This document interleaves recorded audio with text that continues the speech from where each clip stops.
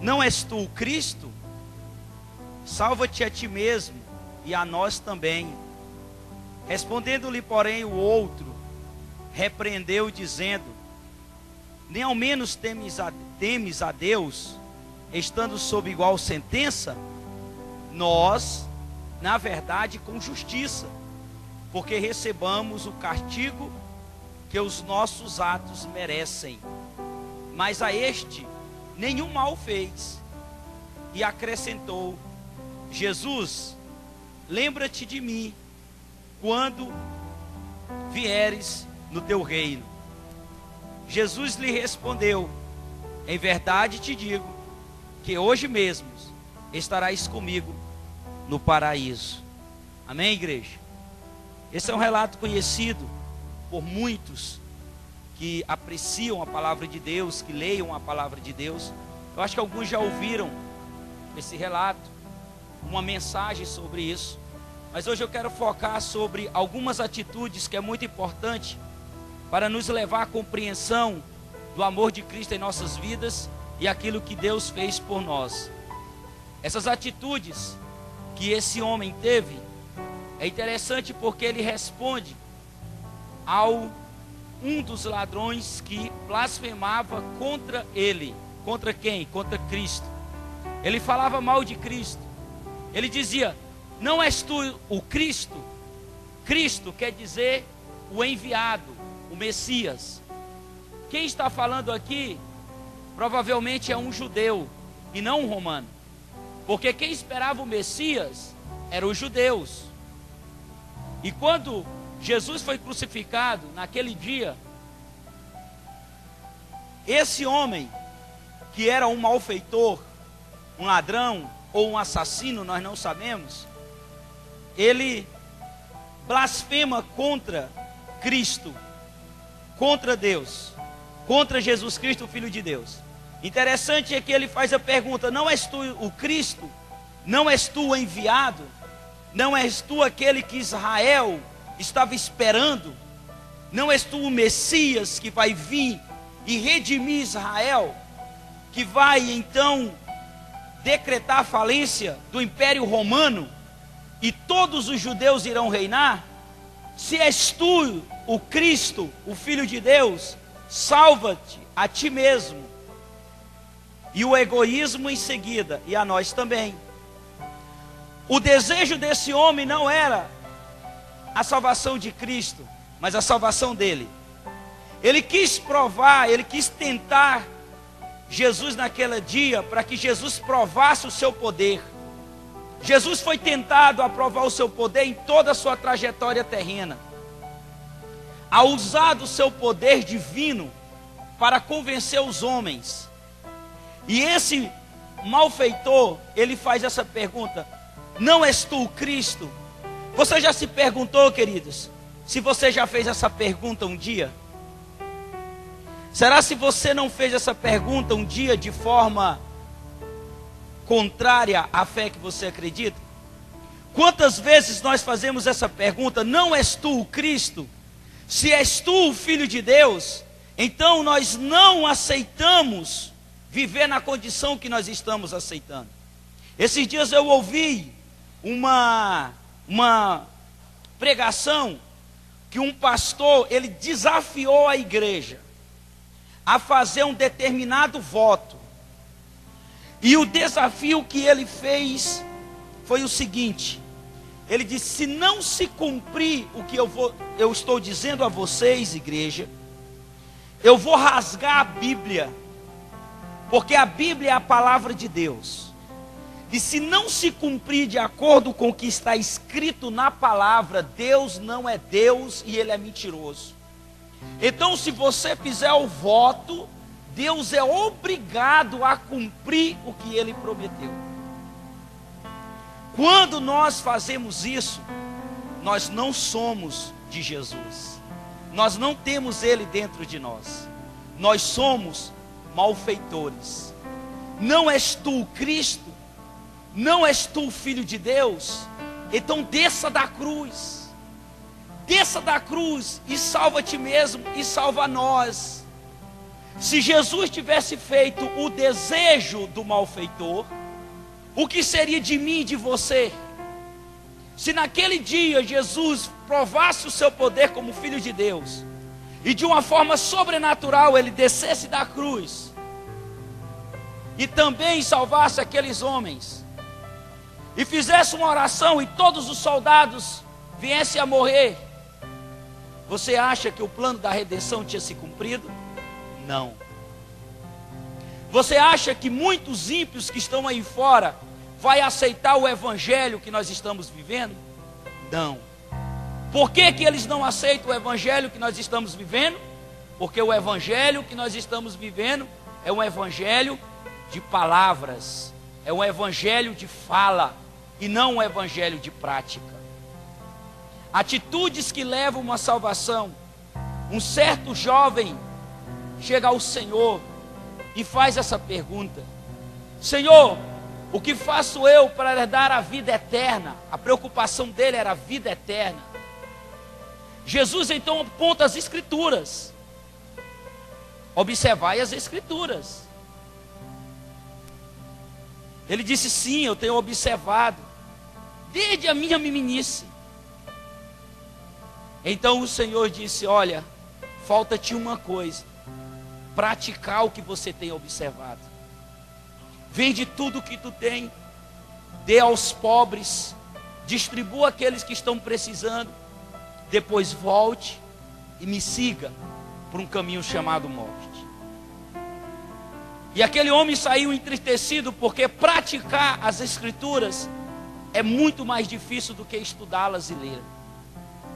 Para responder a alguns dos fariseus, ele fala a parábola do bom samaritano. Que ele diz que o samaritano é um homem, saiu de Jerusalém a Samaria, a Jericó, de Jerusalém a Jericó, e no meio da estrada, uns assaltantes o bateram, o espancaram, e ele ficou semi-morto. Passou um sacerdote e um levita e nada fez. Mas um samaritano, que era considerado pecador e indigno das promessas de Deus, parou, curou as feridas, renunciou o seu transporte, que era o seu animal, colocou um homem em cima, levou até a hospedaria, pagou-se o necessário para cuidar daquele homem até a recuperação, e disse mais: quando eu voltar, se algo mais for preciso, eu te pagarei. O evangelho do prejuízo. O evangelho que você encontra alguém e você abre mão do seu transporte e passa a andar a pé para que ele tenha uma boa viagem. Aquele evangelho que você encontra alguém e você está cheio de dinheiro, mas você paga a hospedaria, você paga alguém para cuidar daquela pessoa, e você fica sem dinheiro para o bem-estar de alguém que você não conhece. Muito diferente do evangelho nosso hoje, que é um evangelho de acumular, que é um evangelho de vir à igreja para enricar, um evangelho que nós nos reunimos mais para a exaltação do homem do que a Jesus. Nós estamos mais como malfeitores do dia da crucificação de Jesus, do que verdadeiramente homens e mulheres que creem na verdade do evangelho. Por quê, queridos? Será, se nós já fizemos essa pergunta, não és tu o Cristo? Então por que eu estou vivendo nesse pesadelo, nessa angústia, nessa vida miserável? Eu sirvo a Deus, por isso eu tenho o direito de ganhar. Não, queridos. É um privilégio servir a Deus, independente do que Ele vai nos dar. Porque um dia o Pai agradou moê-lo e fez-o enfermar, porque Ele sabia que eu iria um dia desfrutar desse episódio e desse trama que estava acontecendo com Jesus. E hoje eu tenho a certeza da salvação por isso. É o evangelho do egoísmo.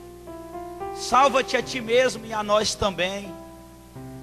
Ele não se preocupou com nenhuma outra alma e com ninguém. certamente, vamos colocar aqui uma hermenêutica aberta, esse homem deveria ser judeu, porque saber do Cristo eram os judeus, os romanos não estavam nem aí para o Messias enviado que viria.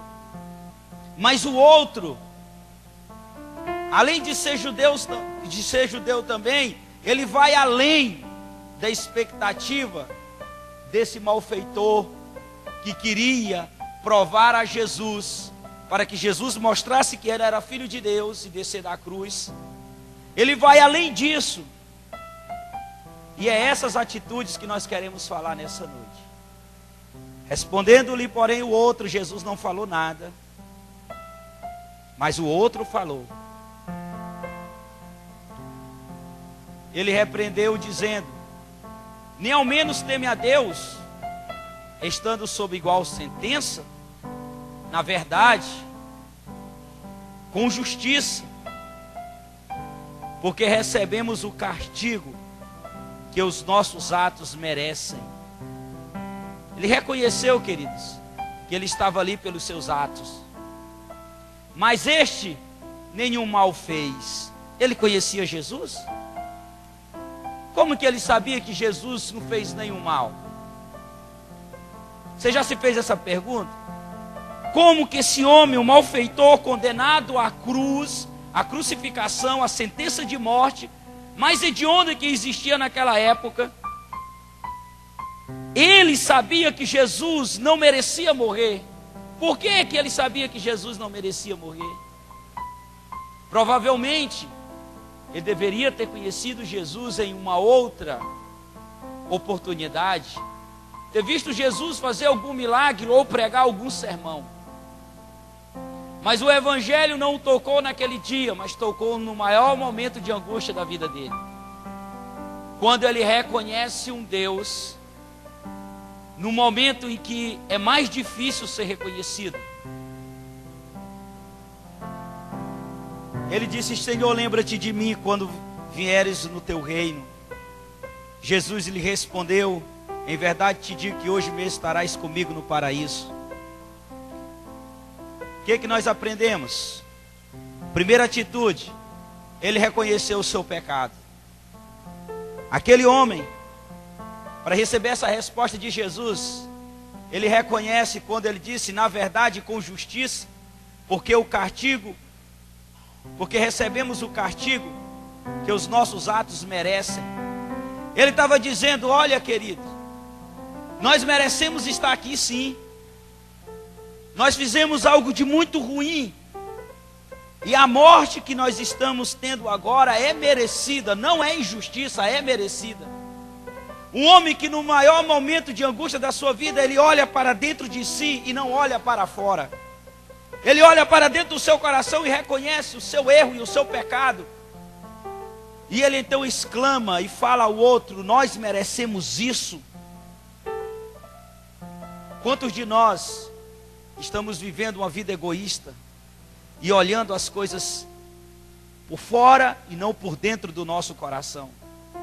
Quantos de nós merecemos passar por tantas coisas ruins e às vezes nós juntamos alguns trapos de imundícia e colocamos na face de Deus e dizemos: nós merecemos, porque eu sou dizimista, porque eu canto na igreja, porque eu faço um evangelismo, porque eu me converti, porque eu sou intercessor, eu mereço o teu favor.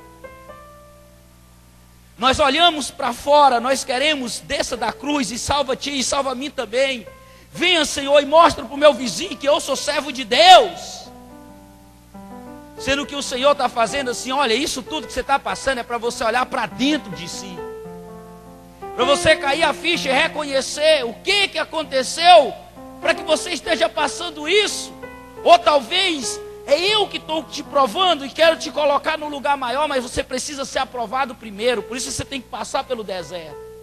Você não pode alcançar um degrau a mais na condição em que você está vivendo, porque a bênção que eu te darei se transformará em maldição, porque o seu coração é soberbo.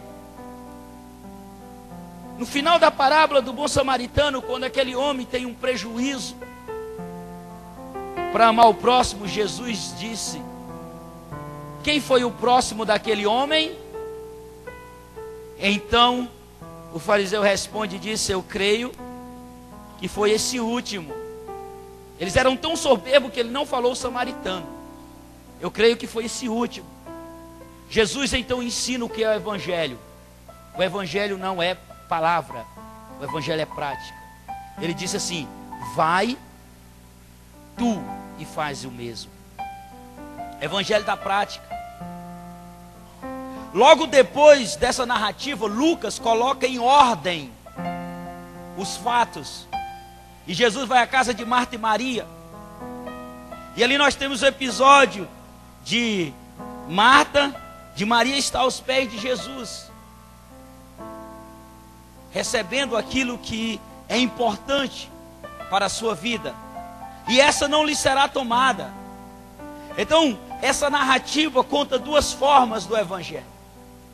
A forma de se alcançar a salvação em Cristo Jesus é amando o próximo na prática e não na palavra, e deixar de querer fazer muitas coisas para agradar Jesus e simplesmente sentar aos seus pés e ouvi-lo, as palavras de vida eterna.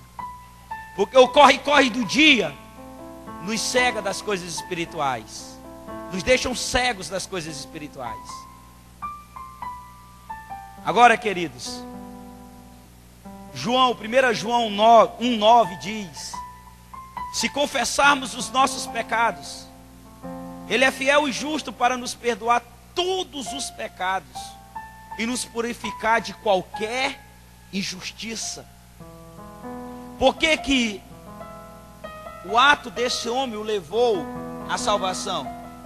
Porque no momento de maior angústia da sua vida, ele não esperou um milagre de Jesus, algo sobrenatural de Jesus. Simplesmente ele olhou para dentro de si, reconheceu os seus atos pecaminosos e vê em Jesus a única fonte de salvação.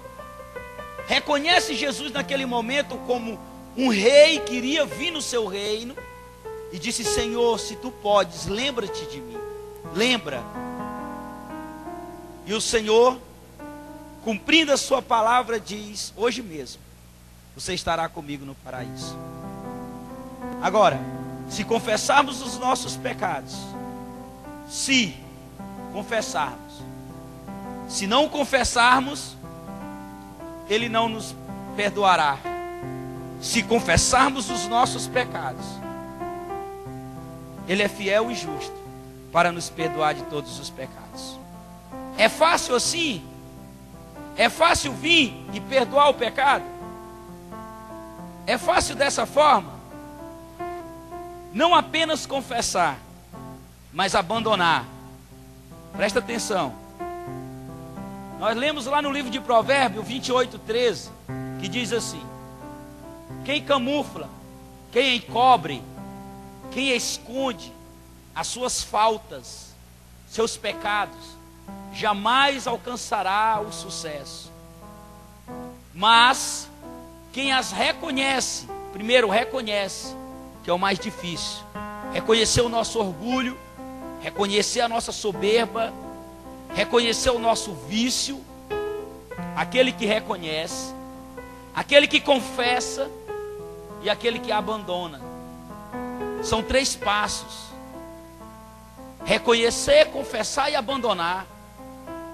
Tem muitos confessando, tem muitos reconhecendo, mas tem muitos vivendo a prática do pecado.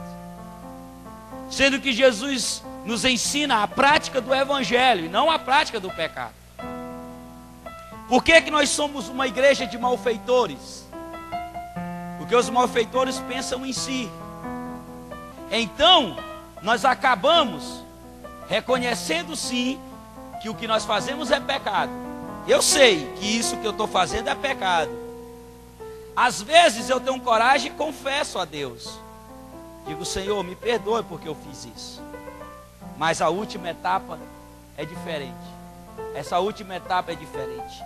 Nós continuamos na prática e não abandonamos. Encontraram os animais abandonados no lixão. Eles foram deixados, eles foram esquecidos.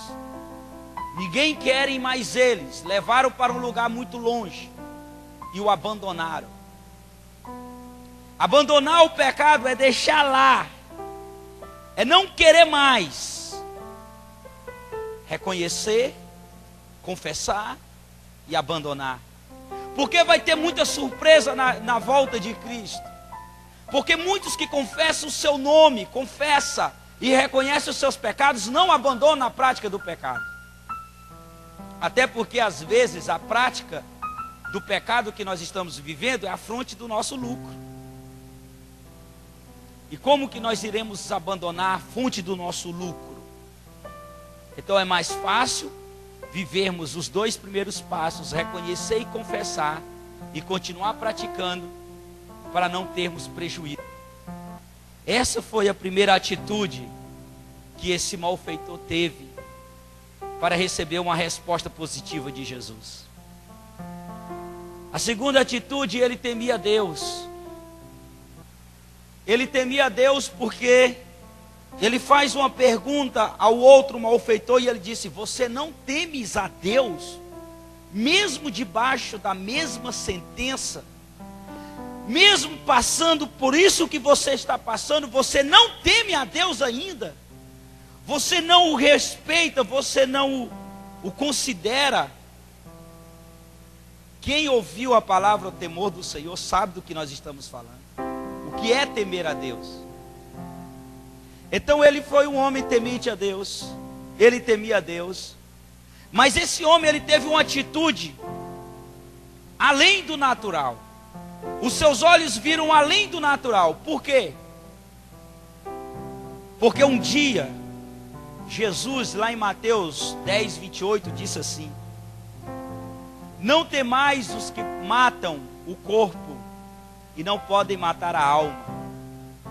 Temei antes aquele que pode fazer perecer no inferno tanto a alma como o corpo. Esse homem ele vê além, porque ele não estava vendo uma simples morte física, ele estava vendo uma morte espiritual. Eu não sei se ele ouviu esse sermão de Jesus, ou essas palavras de Jesus. Eu sei que ele sabia que Jesus era inocente. Agora, levando a esse ponto, ele disse assim: olha, temei não aos homens, não à cruz dos romanos, não aos pregos dos romanos. Temei quem? Aquele que pode fazer padecer tanto o corpo como a alma no inferno. Há um destino depois da nossa morte. Queridos, depois da nossa morte há um destino, a vida não acaba. O que nós temos que temer não é o diagnóstico que o médico diz: você está com câncer. Não é isso que a gente tem que ter medo, não é do câncer, não é da doença grave, mortal, não é da falência. O que nós temos que temer é aquele que é poderoso, que pode fazer com que o nosso corpo e a nossa alma seja lançada no inferno. A gente fica preocupado com a nossa morte física. Ai meu Deus, eu vou morrer. Ai, eu fui diagnosticado com uma doença terrível, não há esperança. Como se a morte fosse o fim de tudo, e não é, o começo de uma vida bela em Cristo. Mas o nosso temor não tem que ser com as coisas que a gente vê, mas é o que vai acontecer depois da morte. E aquele homem, eu tenho certeza que ele estava mais apavorado com as coisas que iriam acontecer depois do que com aquela simples morte de cruz. Porque ele disse: Senhor, lembra-te de mim quando tu vires em teu reino, porque eu sei que tu és reis, tu vai vir, lembra-te de mim. Quem já fez uma campanha de oração: Senhor, lembra-te de mim depois da minha morte? Quem? Não, as nossas campanhas de orações é o milagre urgente, os portais da felicidade, a escala do sucesso. Pensando no quê? Na terra. Mas orar, levantar de madrugada e dizer: Senhor, lembra-te de mim depois da minha morte. Deixa o selo do Espírito aqui selado para o dia da redenção. Quando eu chegar lá no outro mundo, ter um selo meu coração de filho de Deus, de remido, de lavado pelo sangue do Senhor. Por isso, queridos, nós temos que aprender muito com a atitude desse homem. João capítulo 5, versículo 14. Depois Jesus o encontrou no templo e disse-lhe: eis que já estás são, não peques mais, para que não te suceda alguma coisa pior. Jesus tinha curado um homem, e por causa dos judeus, Jesus se esconde da multidão. Mas em uma outra ocasião, Jesus encontra esse homem no templo. E Jesus então fala essas seguintes palavras: você já está são, você já está curado, você já está restaurado, porque você voltou ao templo, você está adorando, você está glorificando a Deus. Jesus encontra aquele homem no templo. Então eu vejo que você já está curado, tanto de alma como físico. Mas eu te falo uma coisa: não peques mais, para que algo pior não aconteça na sua vida. O que seria pior na vida daquele homem do que a sua paralisia? Seria um inferno. Mas nós não nos preocupamos com isso. A mensagem do juízo vindouro já cessou nessa terra. É proibido se falar na mensagem do juízo vindouro, porque isso faz temer corações de homens e de mulheres. E é mais fácil o homem abandonar o caminho de Deus por causa do juízo vindouro, do que ele reconhecer seu pecado e abandonar a prática do pecado. Com isso, a igreja perde números de pessoas. Então é melhor fazer o quê? Deixa quieto. Não vamos falar do juízo vindouro, não vamos falar de algo pior na vida das pessoas. Vamos encher a mente de expectativa terrena, que é isso que eles querem. E nós vivemos um evangelho de malfeitores. Cristo mostra que tu és o Filho de Deus, para aquele vizinho saber que tem poder nas minhas mãos. Eu sou filho de Deus. E esquece de olhar para dentro de si. Uma outra passagem no livro de Hebreus, capítulo 26, 27, diz: porque se pecamos voluntariamente, depois de termos recebido o conhecimento da verdade, uma vez que você ouviu da verdade do Evangelho, você volta a pecar voluntariamente, já não mais resta sacrifício pelos pecados, mas uma certa expectação horrível de juízo e ardor de fogo, que há de devorar os adversários. Nós estamos falando num contexto diferente, mas queridos, é um alerta para nossas vidas. Algo pior pode acontecer conosco, que não seja uma morte física, que não seja uma falência, que não seja a morte do ente querido, que não seja uma depressão, que não seja uma decepção. Algo pior pode acontecer conosco, depois que nós fecharmos os olhos nessa terra e abrirmos no outro lado. Algo pode acontecer de pior.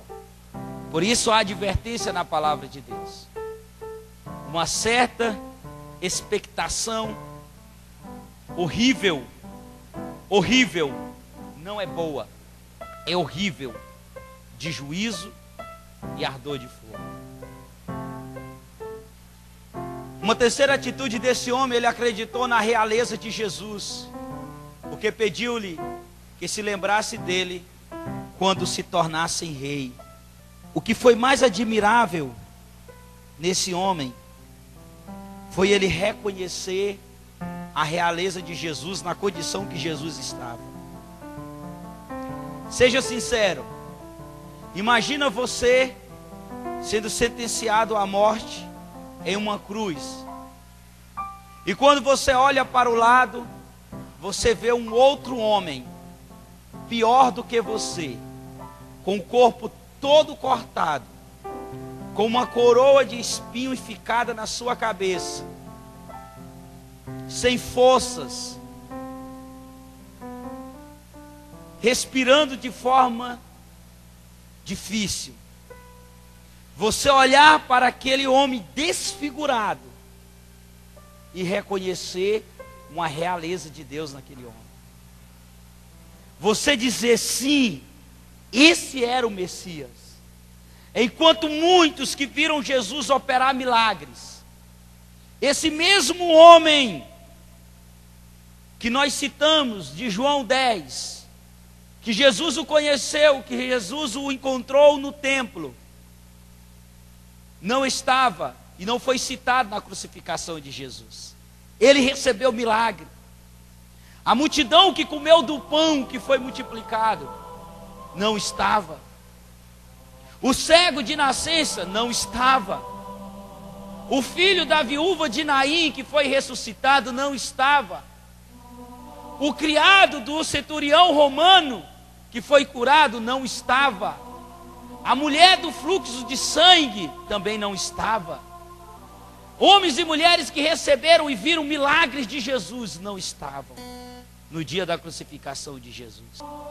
Mas o malfeitor, que no meio da angústia ele olha para dentro de si, reconhece o seu pecado, confessa o seu pecado e busca ajuda em Jesus, ele viu num homem desfigurado, como Isaías 53, num homem sem parecer nenhuma, num homem de dores, experimentado dos trabalhos, num homem que estava sendo esmagado pela mão de Deus e absolvendo todos os pecados da humanidade naquele momento, um homem que estava fazendo estremecer o inferno, sendo então injuriado e caluniado pelos líderes religiosos.